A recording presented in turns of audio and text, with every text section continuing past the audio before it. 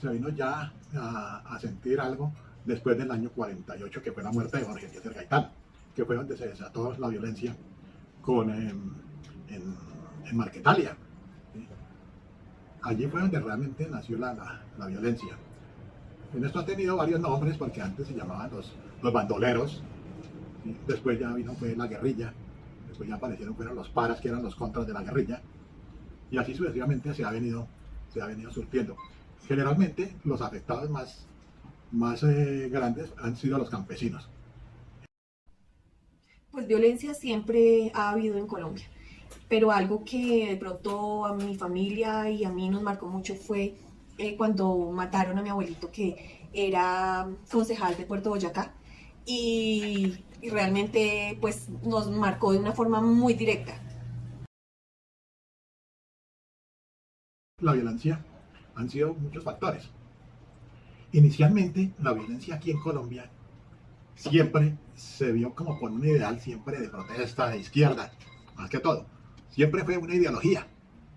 Pero posteriormente, ya vino a presentar la violencia, ya se convirtió de ideología a para la parte de los narcos, porque ya se comenzaron ya a ir fue por el que más plata tuviese, y fue cuando comenzaron ya los grupos que existían, las guerrillas que existían, ya no fue por ideología, sino por dinero, traficando droga. ¿Sí? Entonces, prácticamente, en este momento yo considero que no es tanta la ideología política, sino es prácticamente por droga lo que se está peleando. Porque vemos que el grupo disidente de las FARC, ¿sí?, lo hace en este momento es por droga. No lo hacen por ideología, ni creo que el ELN sea un grupo con una ideología política. Se hacen pasar como una ideología política, pero que realmente no lo son, sino a ellos les conviene es la droga. Pues pienso que está directamente relacionado que la gente en su mayoría piensa que para qué van a votar si igual las cosas nunca van a cambiar porque no tenemos una cultura de honestidad, una cultura de desarrollo para nuestro país, sino más que todo es como la corrupción. Y lo vimos cuando el acuerdo de paz con las FARC, ¿sí?, unos los entregaron los mayores cabecillas, los directores, digamos los jefes, se entregaron y entregaron algunas armas que nunca supimos qué tipo de armas entregaron. Simplemente dieron una cantidad de armas, pero nunca supimos si realmente estaban haciéndolo honestamente. Por lo tanto, los otros que no estuvieron de acuerdo se hicieron la disidencia, y ahí podemos ver los resultados. Igual va a suceder con este acuerdo que se está pactando, porque el ELN, los jefes, pueda que entreguen una parte de armas y entreguen ellos, porque saben que ya son 8 años máximo que los van a sentenciar, y quedan otros ya encabezando, porque ellos son los que van a tener el manejo ya de las rutas del narcotráfico. Entonces vuelven a surgir y nunca iremos a tener paz. ¿Sí? La paz yo no creo que la haya. Yo, por ejemplo, mi papá, lo mataron, ¿sí?, siendo el alcalde de un pueblo pesado en política, como era Puerto Boyacá, y a él lo asesinaron allá, ¿sí?, siendo él allá un dirigente político. Y él le decía a la gente que podría haber paz siempre y cuando haya educación. Y la educación no es de una sola generación. Tenemos que quemar 2 o 3 generaciones haciéndoles entender que la guerra no es la que nos lleva a la paz, sino que podemos vivir muy sabroso educándonos, formándonos.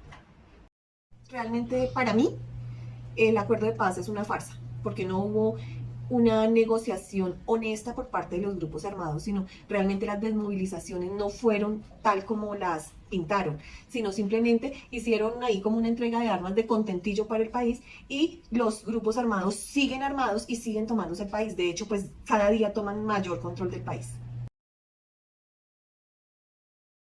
El gobierno lo único que hace es repartir la plata, regalarla. ¿Sí? Yo consideraría que a cambio de regalar la plata, pongamos a producir a todo el mundo. Creemos cooperativas que se produzcan, ¿sí?, y así podemos aguantar un poquito más.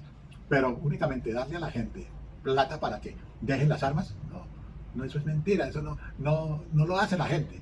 Hagamos una cuenta muy sencilla.